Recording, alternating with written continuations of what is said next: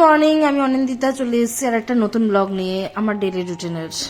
দিনটা আজকে সূর্য দেখি শুরু করলাম, কারণ আমার রান্নাঘরের জানলা থেকে ওটা দেখা যায়। রান্নাঘরের জানলাটা খুলেই দেখতে পেয়েছি, তাই ওটা ভিডিও ক্যাপচার করেছি। বিছানা তুলে ফেলতে হবে তাড়াতাড়ি করে, এখন মশারি খাটাতে হয় মশার উপদ্রবের কারণে, তাই কাজ বেড়ে গেছে। মশারিটা খাটিয়ে নিয়েছিলাম রাত্রে, এবার এখন গুছিয়ে বেরোবো। আজকে ইচ্ছা করছে যে রোজের মতো ওটস ছাতু এসব না খেয়ে বাইরে চিটমিল্ক খাই। তো পাড়ার দোকান থেকে পরোটার আলুর দম নিয়ে এসেছি, খেতে জাস্ট দারুণ ছিল, মানে ভালোই লাগে এসব জাঙ্ক ফুডগুলো খেতে। তারপরে দুপুরে রান্নায় চলে আসি। দুপুরের রান্নাতে আজকে আলু ফুলকপির তরকারি করেছি। আর আমি যে রান্নাই করি না কেন, সে রান্নাটা কখনই একটুখানি হয় না, সে রান্নাটা আমার সবসময়ই লেফট ওভার থেকে যায়, যেটা আমার পরে কাজে লাগে অবশ্যই। এরপরে আমার নেক্সট মেনু হচ্ছে পালং শাক। পালং শাক, তাতে কিছু সবজি অ্যাড করি, যেমন একটু আলু দিই, একটু কুমড়ো দিই, আর বেগুন দিই। আজ বেগুন নেই, দেখলাম একটা কাঁচকলা শুকোচ্ছে, তো কাঁচকলাটা দেবো। তো প্রথমেই সর্ষের তেল দিয়ে কড়াইতে ফোড়ন দিয়ে দেবো। ফোড়নে আমি আদা ইউজ করি, আদার পরে আমি পাঁচ ফোড়নটা দিই। আদা ফ্লেভারটা আমার খুব ভালো লাগে নিরামিষ রান্নায় খেতে, সেই জন্য।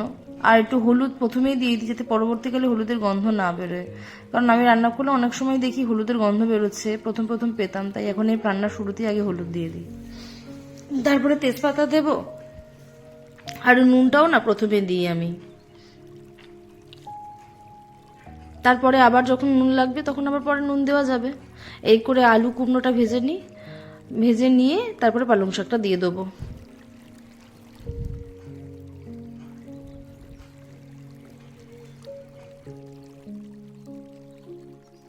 ও আজকে জানেন তো, পালং শাকের তরকারিতে কাঁচকলা অ্যাড করেছি।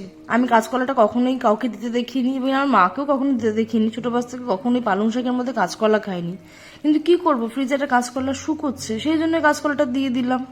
তো নষ্ট হবে, আবার কাঁচকলা কিভাবে খাবো? কাঁচকলা খেতে অত একটা ভালো লাগে না, ওই জন্য। কিন্তু খেতে হয়, কারণ হাই আয়রন, যেটা মেয়েদের খাওয়া খুবই দরকার, যে কারণে কাঁচকলাটা কিনি, কিন্তু খেতে আর ইচ্ছা করে না। যাই হোক, পালং শাকটা দিয়ে দিলাম। দিয়ে এখন পালং শাক থেকে জল বেরোবে, তারপরে সেটা সেদ্ধ হতে বেশ খানিকক্ষণ টাইম লাগবে। এই ফাঁকে আমি রান্না বসিয়ে বরাবরই রান্নাঘর পরিষ্কার করি, কারণ আমার মনে হয় এটাতে টাইম সেভ হয়। আর আমি রান্নাঘর ছেড়ে তো বেরোতে পারবো না যদি রান্নাটা পুড়ে যায়, সেই ভয়। রান্নাঘরেও থাকা হলো, রান্নাঘরটাও গোছানো হলো। এই পালং শাকটা কষাচ্ছি, কষাতে কষাতে নুন মিষ্টি দিয়ে দিলাম। নুন তো আগেই দিয়ে দিয়েছি, মিষ্টি দিলাম, একটু নুন চেখে দেখলাম নুন লাগতো, তাই একটু নুনও দিয়েছিলাম পরে।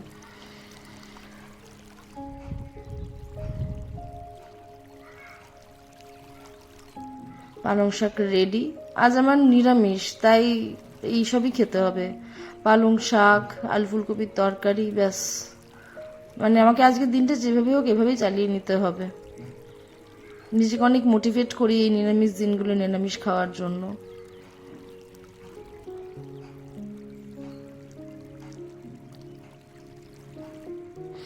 পালং শাকটা খেতে কিন্তু দারুণ হয়েছিল।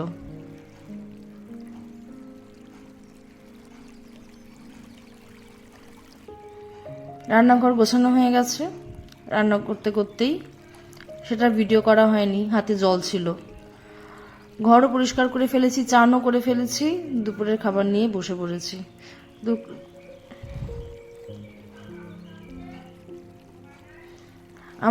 আমাদের ঘর থেকে আমি আগেও বলেছিলাম চাঁদ দেখা যায়, ইভেন সূর্যও দেখা যায়, চাঁদটা দেখা যায়, জাস্ট সেটা দেখালাম। সামনেই পূর্ণিমা, মানে একদিন দুদিন হয়তো বাকি রয়েছে, 5 তারিখ মোস্ট প্রবলি হয়তো পূর্ণিমা। তো বড়দিন কি পূর্ণিমা, আকাশটা দেখুন, জাস্ট দারুণ, খুব ভালো লাগে এই ঘর থেকে দেখার জন্য। ঘরে শুয়ে শুয়ে দেখি, এটাই আর কি, ভালো লাগে। সন্ধ্যাবেলা পুজো দিয়ে নিই, আমার রোজগারের মতো রোজগার যেটা করি।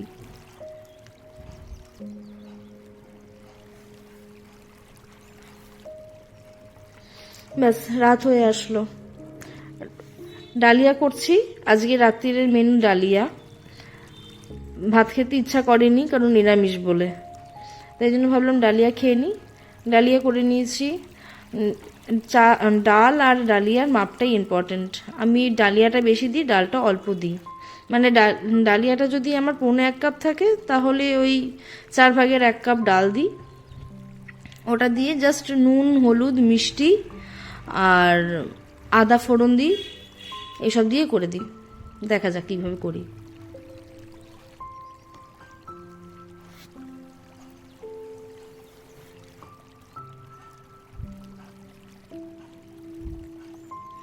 আমার একটা প্রেশার কুকার আছে, সেই প্রেশার কুকারটাও ইন্ডাকশন প্রুফ নয়, সেটা আমাকে বসাতে গেলে গ্যাসে বসাতে হয়। আর আমার গ্যাসটা একদম নিচু গ্যাস, যেটা ওই বাজারে পাওয়া যায় কিনতে, মানে আমার কোনো গ্যাসের বই নেই, যেগুলো বাইরে কিনতে পাওয়া যায় এরকম একটা গ্যাস। তাতেই আমি ডালিয়াটা করব, ওখানেই প্রেশার কুকারটা বসাবো। কড়াইতে তেল দিয়ে দিলাম, আর যেমনটা বলেছিলাম তেমনভাবেই করছি।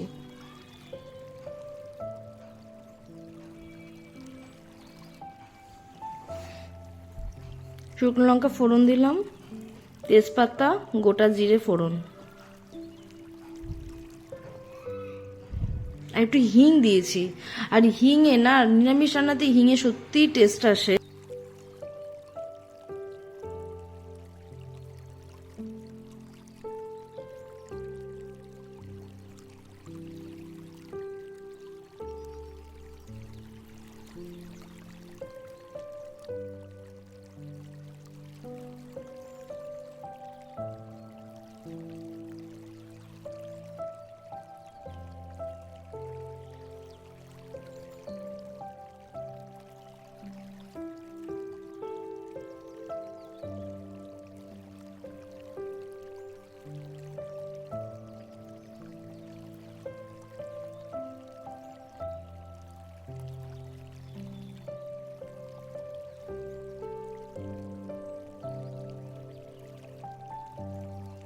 ফোড়ন দিয়ে ডালিয়া ডালটা দিয়ে দেবো, আর তার সাথে জল, নিজের ইচ্ছা মতোই জলটা দিই, অত মাপঝোপ করা হয় না আমার, চোখের আন্দাজে জল দেবো।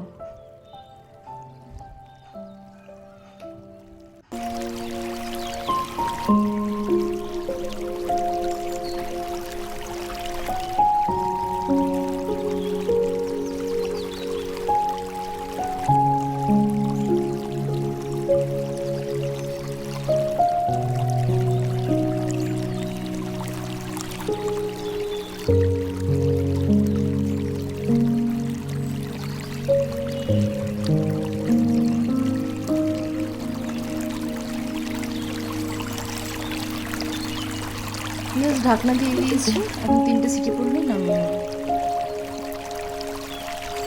ডালিয়ার সাথে পাঁপড় ভাজবো, ডালিয়া আর পাঁপড় ভাজা।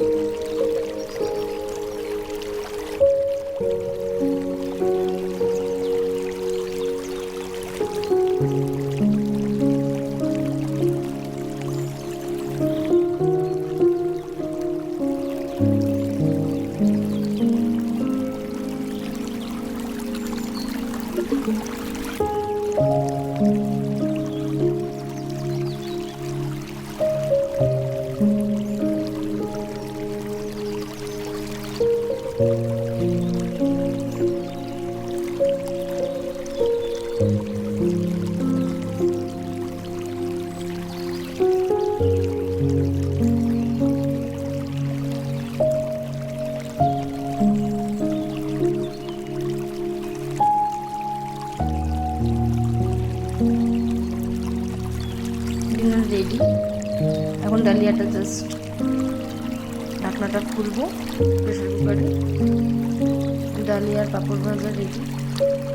আজকে নিরামিষ দিন, তাই এরমভাবেই চললো। কালকে দেখি আমি সেটা করি।